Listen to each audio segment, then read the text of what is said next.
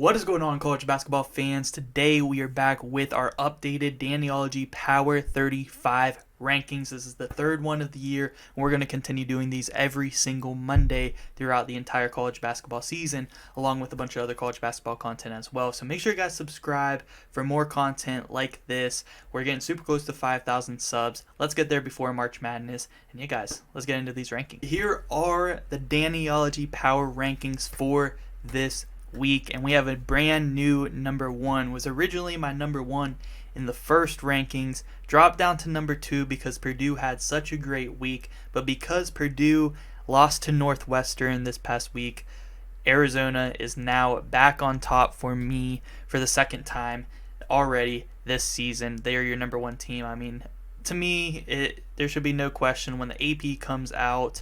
All these other rankings, Arizona should be like the undisputed number one team, defeating Duke, Michigan State. Duke on the road, which is very hard in Cameron Indoor Stadium. I know Duke had a very bad week, as you'll see over there. They dropped 26 spots. We'll get to them later. They had a rough week. They're still a very good team, though, and that win for Arizona was a very good win, and they are playing amazing right now. They are my number one team. My number two team is Purdue. Yes, I know that they took a loss this week, but they're only dropping one spot for me. They still have two of the best wins of the season still, and in my opinion, maybe the best win still this season against Marquette. I mean, that's a very good win against it was a very competitive game against what could possibly be, honestly, the two best teams in the country. Like, Purdue and Marquette are definitely very, very much so up there. And yes, they both took losses this week, but I still think by the end of the season we're going to be looking at Purdue and Marquette, and that win is going to go a very long way. But I think Purdue still, with beating Gonzaga, with beating Marquette, they are still the number two team in the country, only dropping one spot. Also, let me know if you guys like that I added how far each team has jumped or fell in these rankings. That's what the numbers here on the right side are, as you'll see, plus or minuses. If there's just a minus there, that means they're staying in the same spot. If it says NA, that means they were unranked last week. So Purdue dropping just one spot after that loss in a very close game to Northwestern in overtime. Number three, we do have the Kansas Jayhawks jumping up two spots from 5 to 3 after a big-time win over UConn.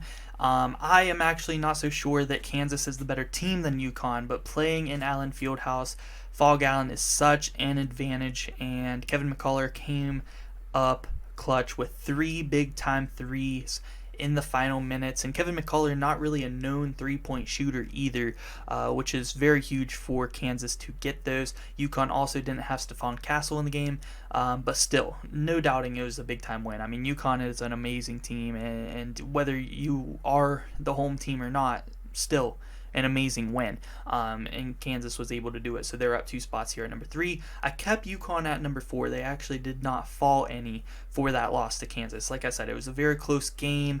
They didn't have Stephon Castle. It was being played in Fog Allen, and on a neutral court, I'm not so sure that UConn would have lost that game. Like, that's just the feeling I get. So from a power ranking standpoint, I'm fine keeping UConn literally just one spot below Kansas. It makes sense to me. Coming in here at number 5, jumping up one spot, we do have the Houston Cougars, still undefeated. They haven't really played nobodies. Like, they've beaten teams like Utah, some other pretty decent teams, but they just beat Xavier on the road, Big 12 Big East Challenge. So not scrubs, but they haven't had like a big statement win yet, which is why they're still staying behind 3 one-loss teams in Purdue, Kansas, and UConn here at number 5. And kind of same thing with Baylor. They haven't really had a statement win. They've had some decent wins against teams like Auburn, Florida, but they haven't really had that big statement win yet because they haven't really had the chance to. But they're both undefeated. That's why they're coming in here at 5 and 6. Number 7, we do have Marquette, our biggest faller so far, dropping 4 spots from number 3 to number 7. And they did take a loss to Wisconsin, and that game is always, it's a rivalry game. Anything can happen, but that was their second loss on the season, which is why I had to drop them down here to number 7, even though I do think that their roster is one of the best in the country. They have one of the best backcourts in the country, and I love this roster. I think they're going to continue to climb. I think they're going to bounce back from this loss, but for now they have to come in here at number 7. Number 8, we do have Gonzaga. Gonzaga, very solid team. Their only loss is coming to my number 2 team, Purdue. They have really good wins over UCLA. I really like this Gonzaga team. I think they're a little bit underrated this year. They're actually jumping up 4 spots for me just because some people ahead of them fell. And that's why they're here at number 8. And kind of the same thing for FAU here. They're jumping up 5 spots just because some teams in front of them just fell, and they've been winning. They've been looking really good while doing it. That's the same with Gonzaga. Gonzaga and FAU have both been looking really good eye test wise, and they're jumping up a few spots, both jumping into the top 10 this week. Number 10, we do have North Carolina. North Carolina's had some big time wins, and the biggest one coming against Tennessee this past week. That's going to jump them up 6 spots. Their only loss is to Villanova, who dropped a lot for me this week. Actually dropped completely out of my rankings just because they can't seem to beat the teams that they should, but then when they play pretty good teams, they don't beat them, or they do beat them. So Villanova is a very iffy team, but North Carolina has some very solid wins this year over Arkansas and Tennessee, and they're jumping into the top 10 here this week. Number 11, I do have Texas. They're staying in the same spot as last week. Their only loss to the season is to UConn, and I actually think that Texas is one of the more underrated teams in the country. They just haven't really played anybody other than UConn to prove it, and in that UConn game, they only lost by about 10 points, but they were hanging around in that game, and they actually did not have Caden Shedrick or Dylan Dessou, which are their top big men and star big men at that. So with those players, I think it would have been a lot more competitive against UConn, and that's why I'm kind of probably a little bit more higher on them than most people. Colorado State coming in here at number 12, jumping up 8 spots, proving that Creighton win was not just a fluke, and defeating their rival Colorado, which is a very good team. Now, I don't have Colorado ranked, but Colorado is a very, very solid team. Coming in here at number 13, jumping up a solid 14 spots this week, is the Clemson Tigers. Let's put some respect on the Clemson Tigers, man. They just got a couple of big-time wins this week over Alabama and against Pitt, which I think are 2 very, very solid teams. I think Alabama, as you'll see, are just outside of my top 35, but by the end of the season, I believe Alabama will probably be a top 35 team, and Pitt has the chance to possibly be as well. Pitt has a very solid team there. They just have to get it together there. But yeah, Clemson jumping up 14 spots, 2 solid wins. They're undefeated. Let's put some respect on them. I think they have an argument to be top 10, honestly, but they're jumping up 14 spots for me. Number 14, we do have Oklahoma. Very similar to Clemson, undefeated up to this point in the season. Really like them. They're jumping up 4 spots. BYU, same thing, undefeated. Got a very solid win this year over San Diego State. Haven't really played anyone else, so I'm not really sure about BYU, honestly, at this point. They're a little bit still unproven. I cannot wait to see them get into Big 12 play. I feel like they might get proven as frauds as we get into Big 12 play, but we'll see. BYU might be a lot better than I think. I have them at 15, though. They deserve it. They've earned it. Let's see if they can stay there or climb. At number 16, jumping up 8 spots after a big-time win today as I'm recording this video on Sunday night. Creighton got a big-time win over Nebraska, destroyed Nebraska. Nebraska was undefeated. That's a rivalry game, Lincoln versus Omaha, and Creighton was able to get it done, and they looked really good while doing it. They're still jumping up 8 spots here to 16, still 4 spots below their only loss in Colorado State, where they lost that one pretty badly, but they had a bad game. They looked so much better this week. Number 17, we do have Ohio State, another big-time climber, jumping up 13 spots. I mean, they're 7-1. They've looked really good. They actually do have some solid wins as well. I think Ohio State, I was sleeping on them heading into the season, but they look really good. They're one of the more underrated teams in the country right now, and let's respect the Buckeyes a little bit. They're here at 17. Number 18, we do have James Madison, still undefeated. They looked really good today. I think they dropped 120 points on their opponent. Now, it wasn't anybody good, but 120 points in college basketball. You're undefeated. yeah, they're jumping up a couple more spots. They're in the top 20 now here at 18. Number 19, we do have Tennessee, only falling 4 spots. And Tennessee is a tough team to rank because, yeah, they have a good amount of losses already, but they've been playing some really, really good teams. And their last loss came this week here to North Carolina in the ACC SEC Challenge, which North Carolina is now my number 10 team. I feel like Tennessee at 19, I think they're going to be able to rack up some wins now that they're not playing all these amazing teams.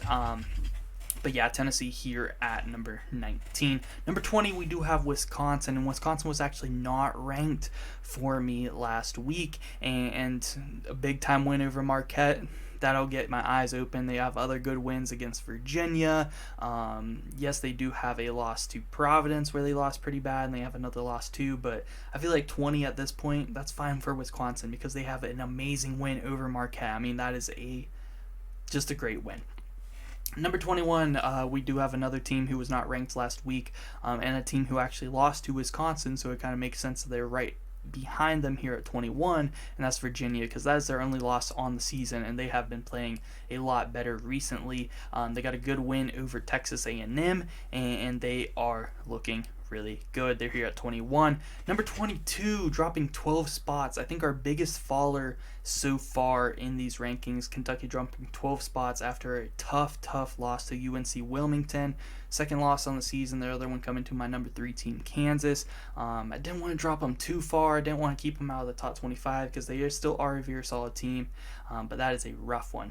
UNC Wilmington, a very good mid-major, but Kentucky's got to find a way to win that game, especially in Rupp Arena. Number 23, we do have Northwestern, a big-time climber because they were not ranked last week, and they got a big-time win against Purdue, one of the biggest wins of the season.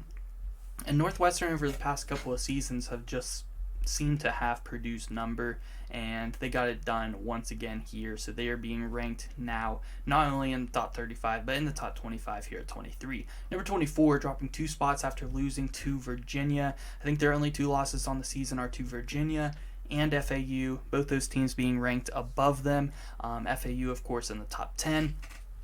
And they only dropped 2 spots after that loss to Virginia. I still think Texas A&M is a top 25 team. They look really good. They have one of the best backcourts in the nation. I think Henry Coleman is an underrated big. Yeah, the Aggies look to be pretty legit this year, honestly. They have a couple of tough losses, but I really like this team. Eye test-wise, they're still top 25. Number 25, we do have Providence, and Providence, I really like this team, man. Only losses to overtime to Kansas State. That win against Wisconsin looks very good now. And yeah, the Friars, I feel like, are pretty solidly the 4th best team in the Big East, just behind UConn, Marquette, and Creighton. Number 26, we do have TCU jumping up 2 spots. They got an insane buzzer beater win over Georgetown this week in the Big 12 Big East Challenge, and yeah, they're still undefeated up to this point in the season. You know, Georgetown, not that great a team. They found a way to get a win there. But yeah, TCU was undefeated. I really like their roster. Emmanuel Miller, Jameer Nelson Jr. They got a pretty solid squad. I like TCU a lot. I think they're pretty underrated. They just haven't really played anybody that great yet.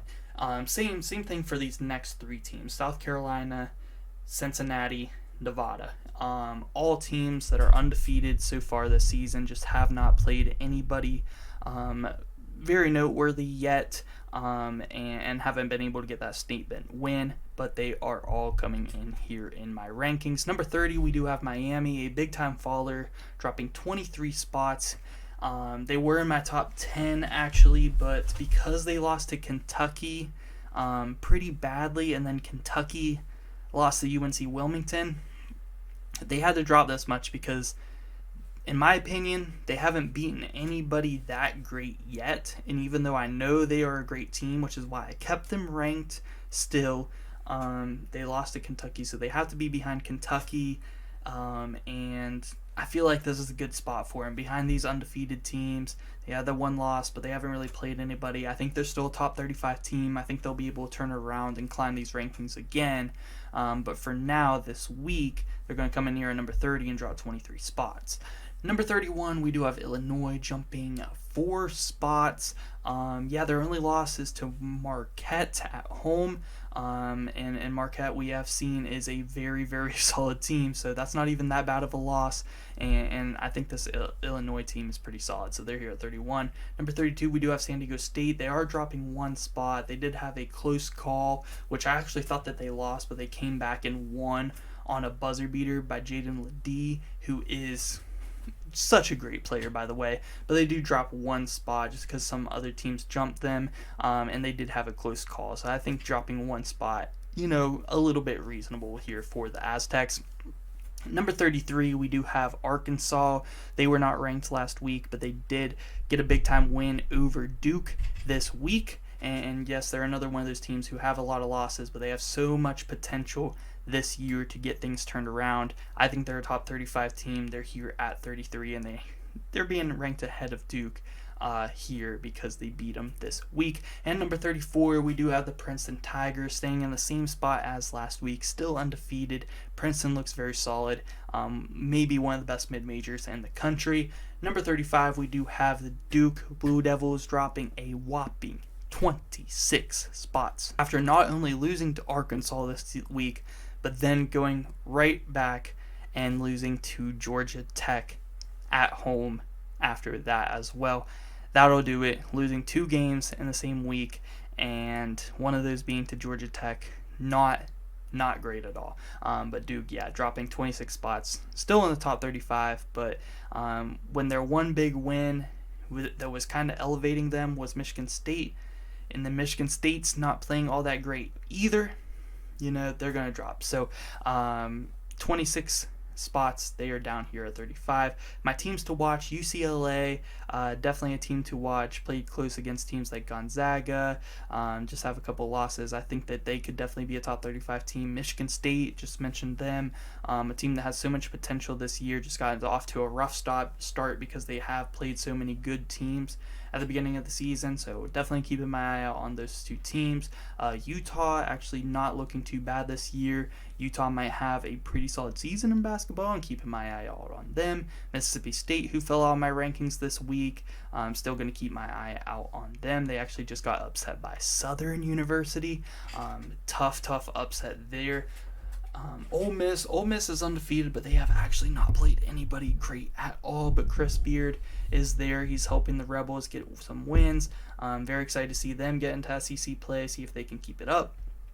Alabama, who fell out of my rankings this week, but could definitely climb back in them. They are a very solid team. Appalachian State has 2 very, very solid wins. They have a 30-point win over UNC Wilmington, who just knocked off Kentucky in Rupp Arena, and they also just beat Auburn today as I am recording these rankings. So App State, be on the lookout for them. I'm not sure if they're going to be able to keep it up, but in the Sun Belt, things are probably wide open for them. They could maybe run away with that league and maybe get themselves a bid into the tournament by the end of the year. We will have to find out. But let me know what you guys think about these rankings. Do you like that I added how much spots each team has rose or fell? Should I keep that for the rest of the season with this series? Let me know. Subscribe if you guys are new. And guys, thank you so much for watching.